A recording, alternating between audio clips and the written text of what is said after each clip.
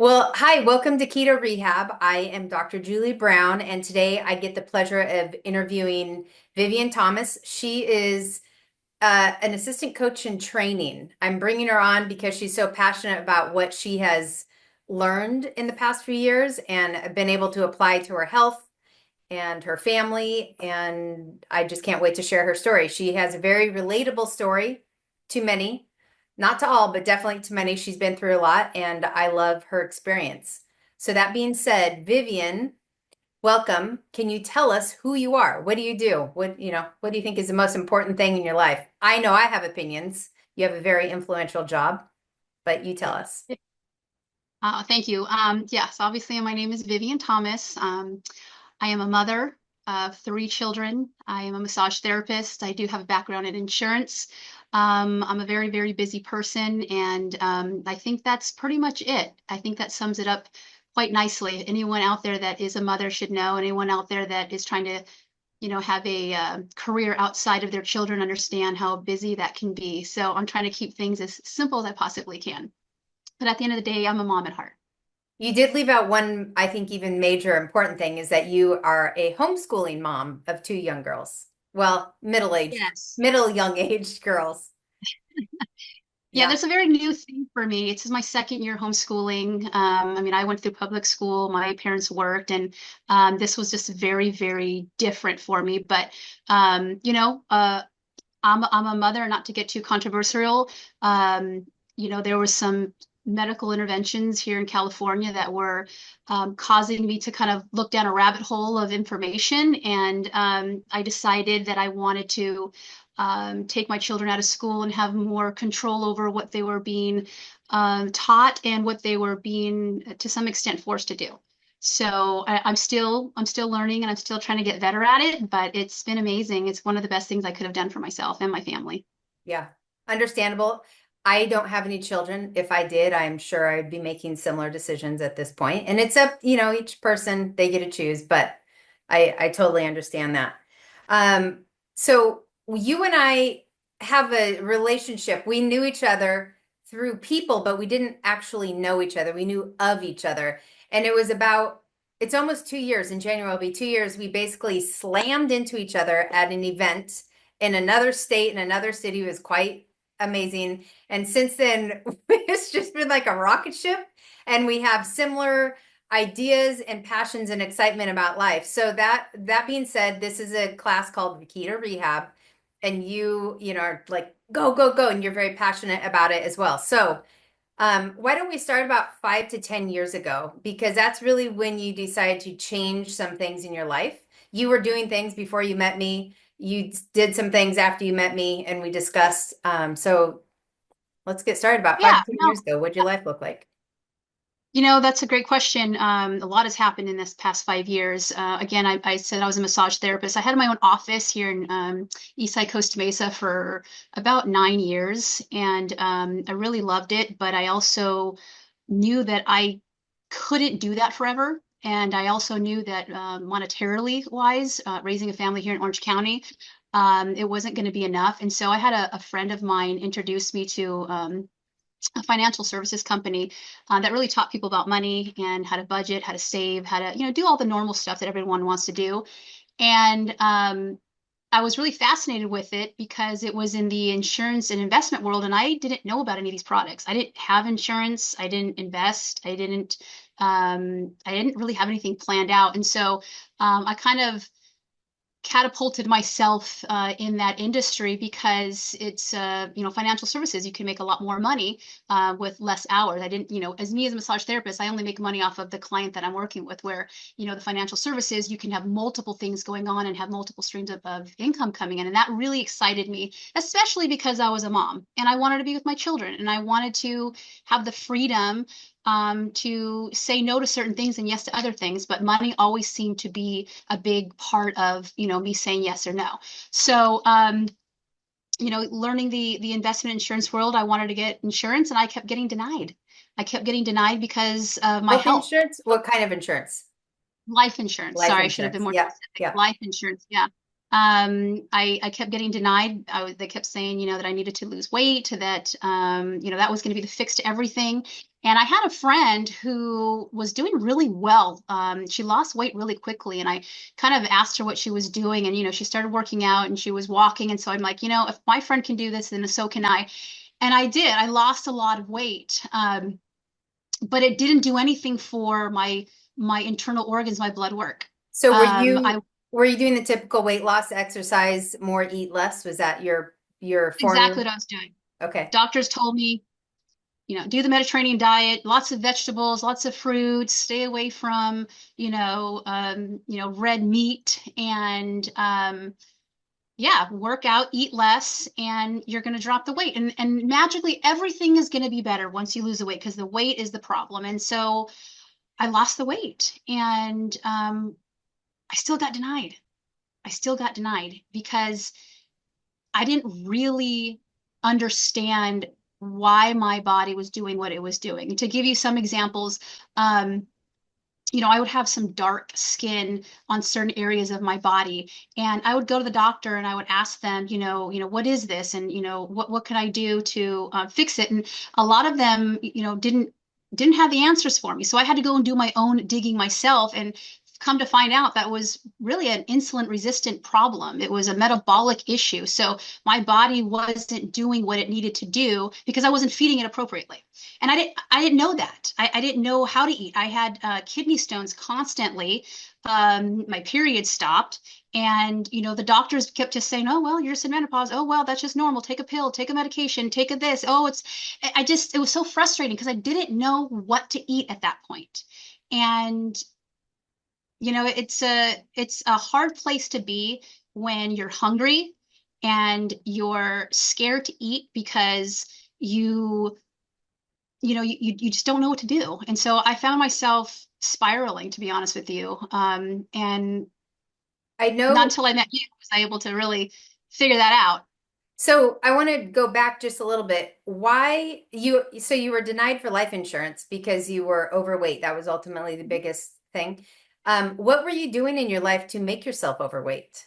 Was it genetics, or were you participating in things in life that led to Oh that? yeah. Yeah, I most definitely was emotionally eating. I didn't know that I was doing that. I ate a lot of sugar. I drank a lot of alcohol. I didn't even realize that alcohol played a role in that until they told me that I had fatty liver, and they said you need to cut out your alcohol. You're drinking too much. And I thought, oh my God, am I an alcoholic? Is that something that I'm overlooking? And so I really didn't know. I didn't know what to do. I really didn't know what to do. It was very scary, and it just seemed like the medical field just didn't have any answers for me. And I just kept doing what I was doing because I was keeping myself small, and I looked on the outside world as healthy. And so I kind of just kept telling myself that you're healthy. But I knew deep down inside that there's something else was wrong. And emotionally, I wasn't in control of my emotions. I was dealing with different bouts of depression. And so what I would do is I would either drink more alcohol to numb some things, or I started to dabble with, medicinal marijuana, and I would, just try to calm down certain anxiety things that were going on in my life, which were perpetuating, I didn't realize, were perpetuating the dysfunction of my organ system. So I went into a little depression. And so I ended up doing more harm to my body, not knowing it, by continually listening to the doctors and eating and drinking, and having lots of sugar and cupcakes and ice cream and pastas and rice and sushi and stuff like that. And I just didn't understand how that stuff wasn't bad. I just thought I was a little overweight, and hey, I'm just a little pudgy girl, and no big deal. But I didn't realize that I was making the active decision to harm my body. I was. And so yeah, I was an active participant in that. I didn't know that I was, but because I was looking around everyone else. This is how everyone else eats. This is how everyone in my family, this is how the society eats. It's normal. It's, oh, just give into that little ice cream. Just go ahead and have some of the, don't give yourself an eating disorder. Don't, it's like, wow, it's not so much about how I look, it was how I was feeling at that point. Cause I looked great. Mm. I looked healthy. I looked thinner than I was. But the blood work showed otherwise. Yeah. So I want to go that's, back just a little bit. You also kind of passed over, you had kidney stones and you lost your period.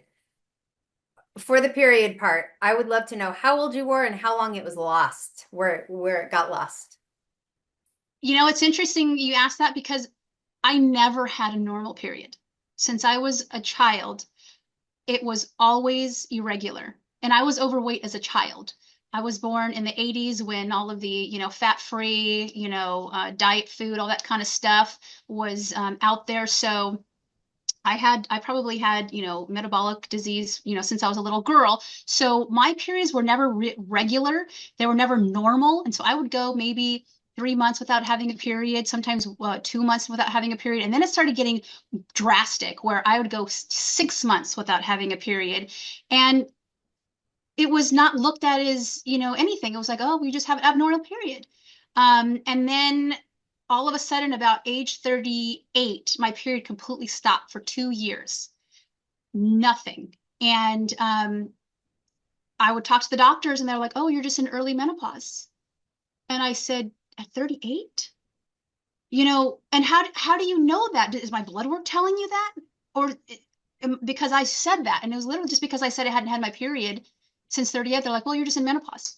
And so I was really pissed off, to be honest with you. And I decided, you know what? I have to look into things myself. I have to figure things out, and go down again another rabbit hole of just information. So no, I never had a normal period. I have 3 children, so there's obviously delay in between those. And so to me, it just was a normal thing for me. And I'd always talk to friends and different family members too that would, oh yeah, yeah, my period's the same way. Oh, it's normal. Yeah, that just happens. Oh, it's this, it's that. And I'm like, okay. And I just kind of went along with it, because it seems so normal for other people. So did And losing the weight help you get your period back? losing weight made it worse. In Oh, okay. fact, Okay. I had probably because I kept asking the doctor, something's wrong with me hormonally. Like I'm all one day I am crying, next day I am happy, next day I'm depressed. Like there's something's going on, and so they decided to prescribe me anti-anxiety medication because I was depressed. They didn't want to look into, what was going on hormonally. And I had to really push for it.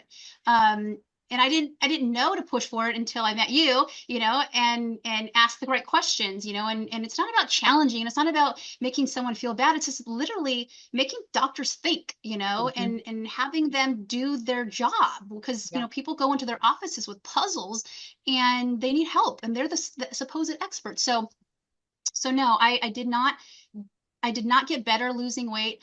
I got worse losing weight that way. I was more stable, I feel, before losing all the weight. And then after losing weight, my periods got worse. My hormones and my mental stability got worse. And just the stress of life, seemed to make things worse. And I panicked. I really panicked. And Mhm. I went to family members and I went to people that I thought knew, how to do things. Because you look at people and you go, oh, she's healthy, or oh, they're eating all organic and they Plants, look eating all the happy. plants because they're lifesavers. Yeah, and honestly, being part of the financial service industry, which is, all independent contractors and entrepreneurs, these people knew you needed to be disciplined, you needed to be healthy, you needed to be positive in order to be strong in your business. And so they did push a lot of, Tony Robbins and Joe Dispenza and a lot of these big speakers that were pushing health and wellness. And so I'm like, okay, I'm gonna eat all these vegetables, and I'm gonna eat all these smoothies and these green drinks and all that kind of stuff. And again, I was getting worse, but I couldn't explain it. I couldn't verbalize it to anybody. I was hiding. And so now I had a whole new problem. Um, that weight wasn't going to change because I'd already lost the weight. That was supposedly the answer to it all. And here I lost the weight and everything was worse. But the picture of me looked great. And so I just kind of kept that going. The other thing that you had was nausea. You were I nauseous all had the time, and you had it was related a lot to the visual aspect. Your job was on the computer a lot, and you would just get nauseous and have to stop and breathe. That was happening when I met you at about that time as well. absolutely. So I didn't realize how bad I didn't realize how I had gotten so used to my nausea that I kind of just put it to the side. And I just thought it was my nerves. I thought it was I wasn't confident. I thought it was again a hormonal thing, something going on in my body. But being in the financial services, you're working in offices, and then after certain medical interventions happened to the whole world. We were working from home. I was on the computer and I was consistently looking all the time. And I was getting nauseous and dizzy and vertigo and all these different things. And I had no idea um, that that wasn't normal.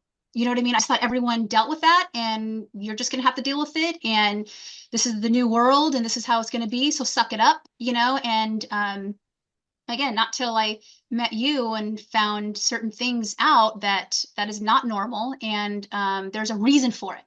There's a reason for everything that is presenting in your life, whether it is kidney stones, whether it's weight loss, whether it's, period, there is something going on in your body. And so that's when I'm like, okay, I need to stop everything. I need to concentrate on my body because if without your health, wealth means nothing. And I have children that are going to be relying on me, and I need to be able to be mentally stable to handle whatever is going to come out them. And not only that, but help them with any health issues they have. I had to be a leader, and I wasn't. I wasn't able to lead my family in the condition that I was. So, So yeah, I had not. what we talked a little bit beforehand about your kids. You don't talk, yes, you lost weight, but as far as I've known you, it's never been about vanity for you. You have always talked about health and feeling good. But I do forget there are aspects of vanity that interfered with your life. Do you want to share what those were? Yeah, well, getting back to, the dark skin. I'm Hispanic, so I get tan real easily, and I summed up the darker regions of my armpits and groin area and the back of my neck and my hands as just a genetic thing that happens to Hispanic people. I don't know. And so it would limit me. I wouldn't wear tank tops. I wouldn't put my hands up and go, woohoo. I mean, I'd be at different events and I'd see everyone doing this and cheering, and I couldn't do that. I was afraid to put my arms up. I was doing this stuff and I was like, yeah, yeah, I would do that kind of stuff. And I missed out on going to the beach with my daughters and, wearing certain outfits because, I was so embarrassed and I felt ugly. I felt ugly and I wanted to hide those parts of my body because it didn't look pretty to me, or the tip. I didn't see that on a lot of people. So no, it was not a vanity thing. It was a self-confidence thing. It Okay. was keeping me from doing things that I really wanted to do. And I didn't realize I was being held back so much. And I was missing out on so many good times with my children. I didn't want to be in pictures, I would second guess myself and I would cover up or I would, you know, so yeah, it was definitely made an impact, health wise better, but the vanity part was just like a life insurance policy, right? It's just the benefit of it, was the Yeah. glowing feeling and all that kind of stuff. But yeah, So it what was does your what did you slowly change after you lost the weight and we met? Because even after we met, you continued to lose weight, but you got healthier based on blood markers and life and your ability to handle things. What did you change? What does your life look like now, maybe compared to what it was before? What do you and oh we so can go much. all aspects, but I'm asking about food mostly, but Well, after talking to you and I think the big thing for me was the fat that I was missing out on in my diet. I thought fat makes you fat. I thought I don't want any damn fat. I have enough of it. I do not want any more. And when I finally understood how fat plays a part in your hormones, in, really everything in your body, um, I decided to have more fat. I decided to stop with the vegetables and the green leafy stuff. And I was going to add more fat to my diet and more protein. But honestly, it was the fat. The biggest thing was I started eating literal fat. And I got a lot of looks for that for sure. A lot of eyes rolled and just, it was not good. But I would think that would be the most significant change that I did. Because when we talked about my period not being on, and you're like, well, how much fat are you eating? And I'm like, fat? Well, none. What Why is would I be fat? eating fat? What is What fat, is right? fat? Most I, people, I when I had say that, they don't know what fat is.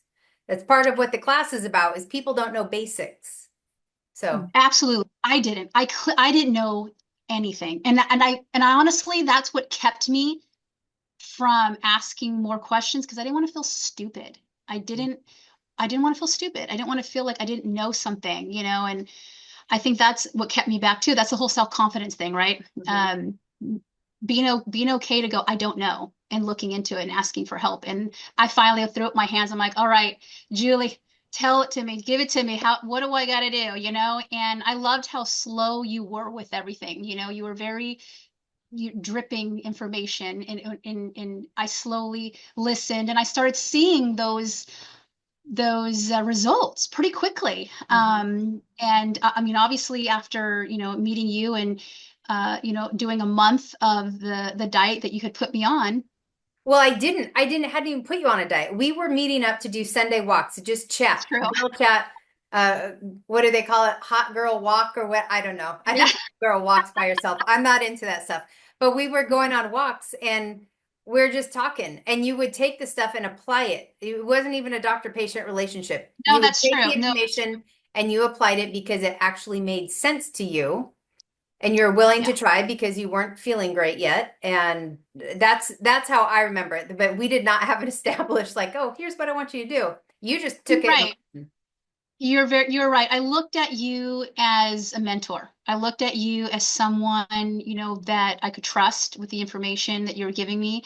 And here again, I was part of a financial services company that had tons of mentors that I listened to learn how to be successful in that field, right? It's coachability. I was very coachable. And so I just I was so in need of all that information and just slowly applying it.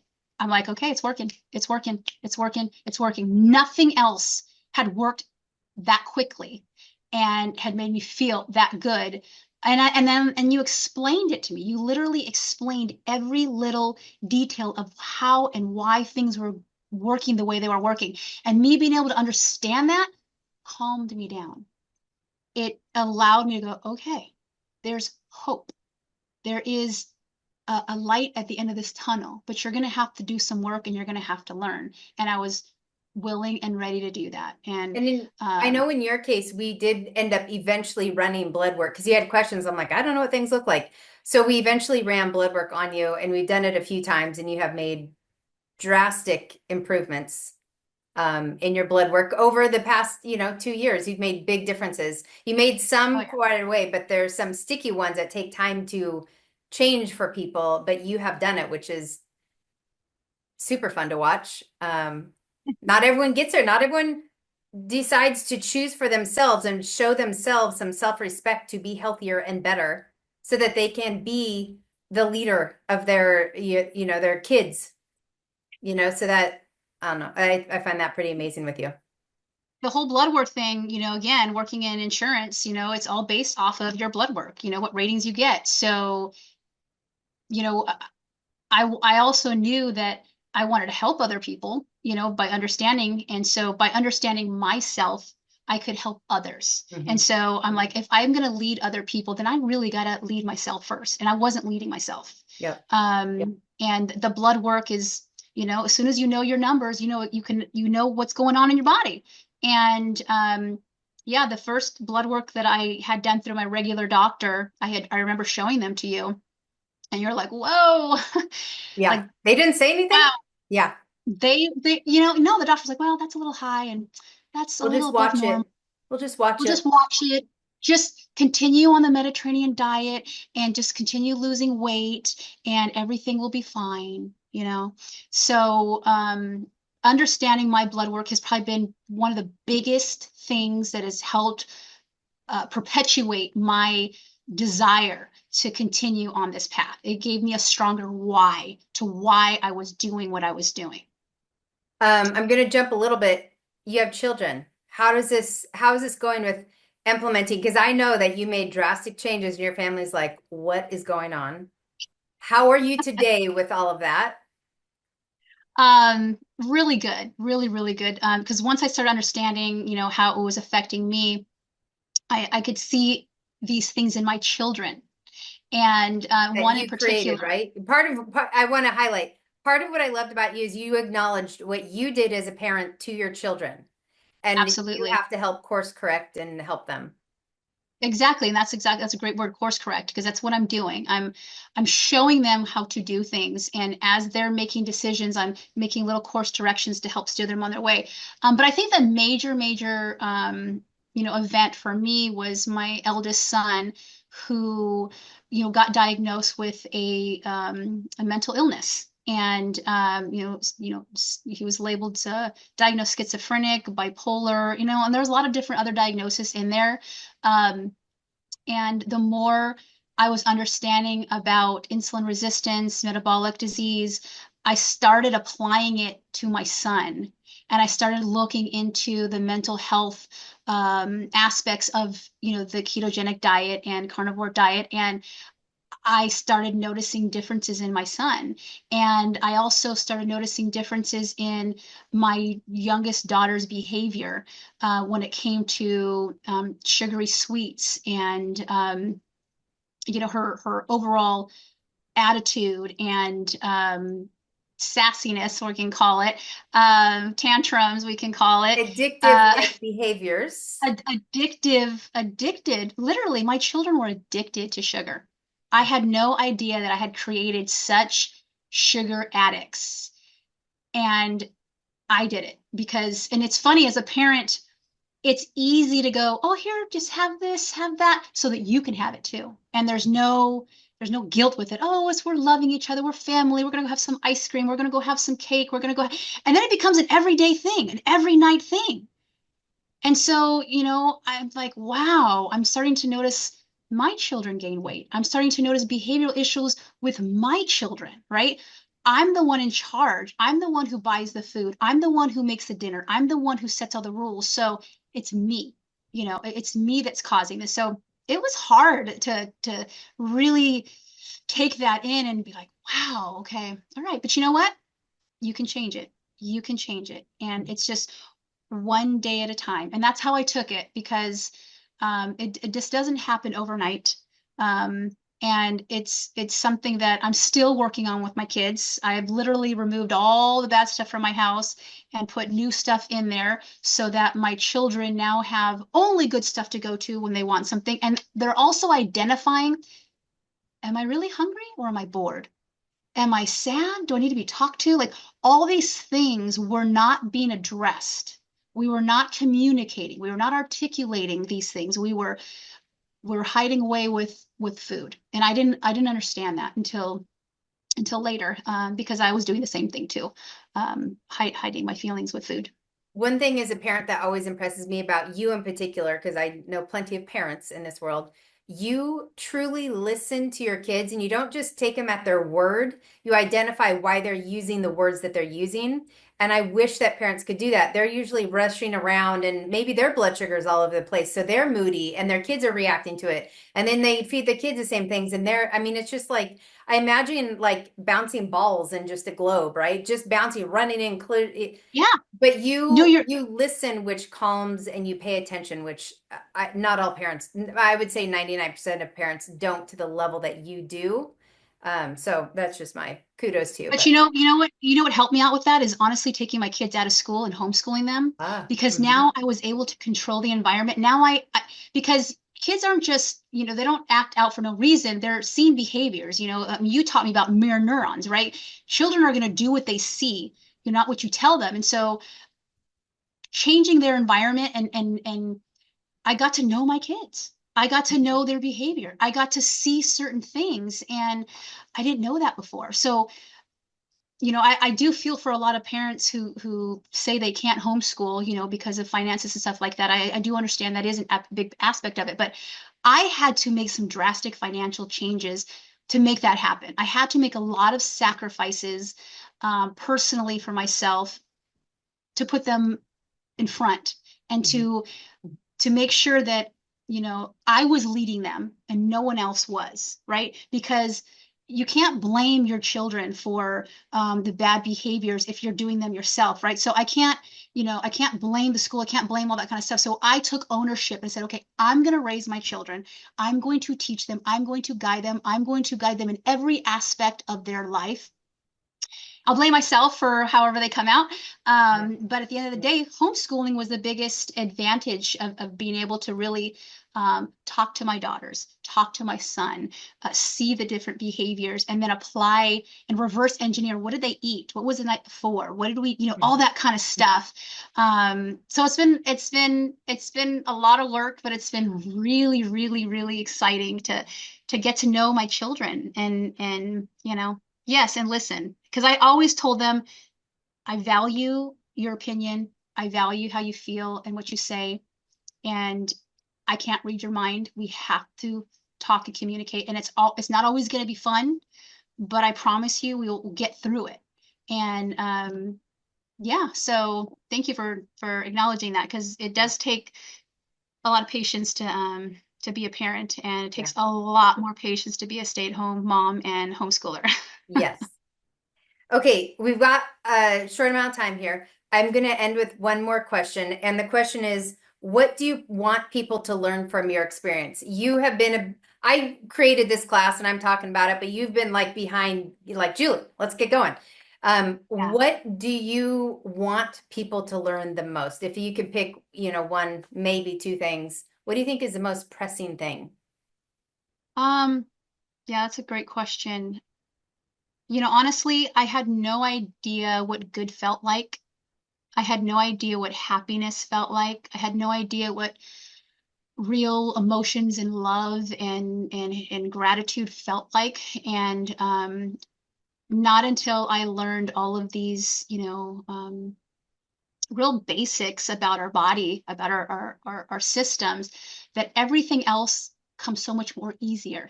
I could make better decisions because I was in control of my emotions. I was in control of what was going in my mouth. Now I was controlling what was coming out of my mouth. And before, I didn't have any control over that. And so I would spew things out. I wouldn't say I was mean, but I definitely emotionally did not speak what I wanted to say. So, what I want people to get out of this is that you have no idea what good feels like until you feed your body properly and until you really get in control of what's going in your mouth.